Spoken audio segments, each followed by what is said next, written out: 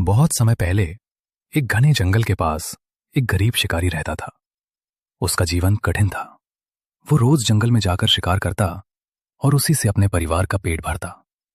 उसे पूजा पाठ या व्रत उपवास का ज्ञान नहीं था। उसका जीवन बस जीविका तक सीमित था। एक दिन सुबह से शाम तक उसे कोई शिकार नहीं मिला। भूख और थकान से वो परेशान हो गया। रात हो गई और जंगल में जंगली जानवरों की आवाजें गूंजने लगीं।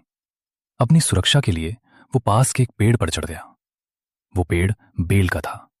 उसे ये पता नहीं था कि उसी पेड़ के नीचे एक शिवलिंग स्थापित था। रात बहुत ठंडी और लंबी थी। जागते रहने के लिए वो पेड़ की टहनियां तोड़कर नीचे गिराता रहा ताकि उसे नींद ना आए। संयोग से वे बेलपत्र सीधे शिवलिंग पर गिरते रहे। भूख और प्यास से उसकी आंखों से आंसू भी टपकते रहे और वे भी शिवलिंग पर ही गिरे। उस दिन महाशिवरात्रि की पवित्र रात थी, पर शिकारी को इसका बिल्कुल ज्ञान नहीं था। इस प्रकार उससे अनजाने में ही भगवान शिव की पूजा होती। रात के समय एक हिरनी पानी पीने आई। शिकारी ने उसे देखा और धनुष पर तीर चढ़ा लिया। तभी हिरनी ने करुण स्वर में कहा, हे शिकारी, मुझे अपने छोटे बच्चों से अंतिम बार मिल लेने दो। मैं वचन देती हूं कि वापस आ जाऊंगी। शिकारी के मन में दया जाग उठी।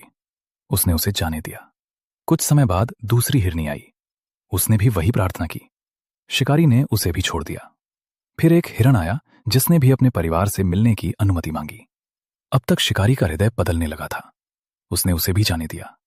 पूरी रात उसने किसी भी जानवर को नहीं मारा। सुबह होते ही चारों ओर एक दिव्य प्रकाश फैल गया।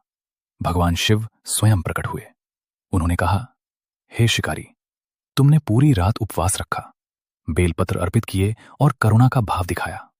ये सब महाशिवरात्रि की रात हुआ है। तुम्हारा हृदय अब पवित्र हो चुका है। शिवजी ने उसे आशीर्वाद दिया और कहा कि उसके सभी पाप नष्ट हो गए हैं। इस जन्म के बाद उसे मोक्ष की प्राप्ति होगी। शिकारी की आंखों से पश्चाताप और खुशी के आंसू बहने लगे। उस दिन से उसका जीवन बदल गया।